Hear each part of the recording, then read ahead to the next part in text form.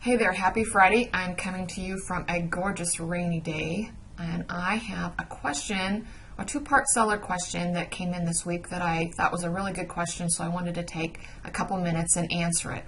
And here it is in a nutshell. You say you're paying cash when you buy my house, yet your contract says you're not bringing any cash to closing.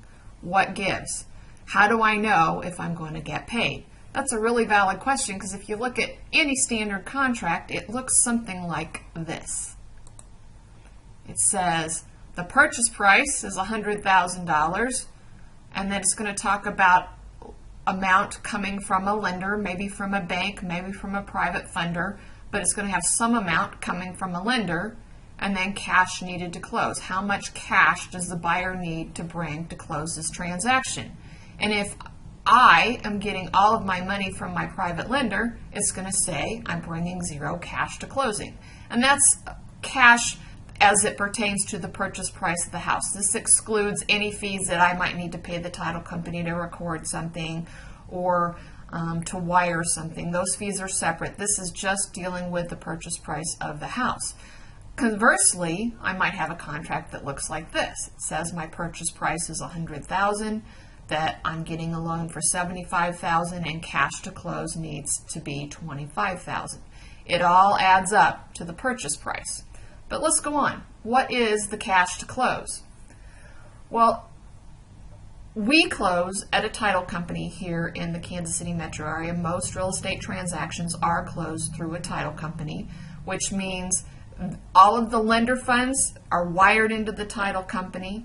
All the cash that I might need to bring to closing is wired into the title company, and then we do the whole transaction and the seller gets paid. So let's look at the title company's purpose. Their purpose is to make sure everyone gets what they're supposed to. So first they're going to collect all the funds. Any loan amounts are going to come in that I might be creating. I might be borrowing money from the Bank of America, I might be borrowing money from a private lender, or I might be bringing all of my own cash in any standard transaction. In most of the transactions that we do, it's either all of our own cash or we have a private partner that is lending all of the money.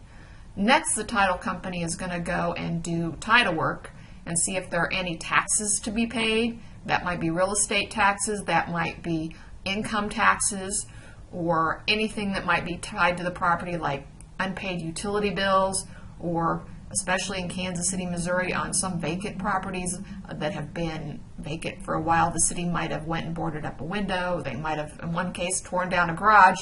That needed to be paid for. There might be liens, like so the seller might have mortgages that need to be paid off. They might have had some lien placed against their property. They might have judgments owed. Those are all going to be paid by the title company. The title company is going to make sure all of that gets paid off before the seller deeds the property to the buyer.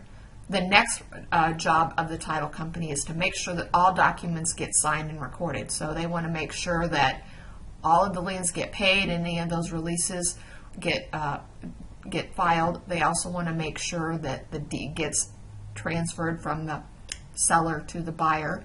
And so they're going to do all of this work as a third party in the middle. They don't care. They're a disinterested third party. They don't favor one or the other. They just want to make sure that the whole transaction goes smoothly and everybody gets what they're supposed to. So let's go back to the question. Getting paid. After the title company collects all the funds, and after all parties, the third parties are paid, I have a typo there, after all documents are signed correctly, then they're going to pay the seller the money they're owed, and they're going to deed the property to the buyer and hand in the keys if there are any keys. So let's go back to the question. You say you're paying cash, yet your contract says you're not bringing any cash to closing. I think I kind of answered that. I'm bringing cash in the form of a mortgage loan or my own cash to the title company. I'm not bringing you, as a seller, a bag of cash. I'm not going to meet you in the parking lot somewhere and sign a document and hand you a bag of cash. No, all of my cash is going to go to the title company. And then they will probably not give you a bag of cash as a seller. They're going to wire funds to your bank account, or they're going to cut you a cashier's check that you can then go deposit. if you're going to need those funds quickly, talk to your banker and find out the best way to get that money transferred. In some cases, our seller is actually going to be buying another house the same day. So instead of the cash coming to you as the seller, sometimes our sellers say, hey, please wire this money to a different title company to pay for the cash that I need for my house I'm buying on down the road.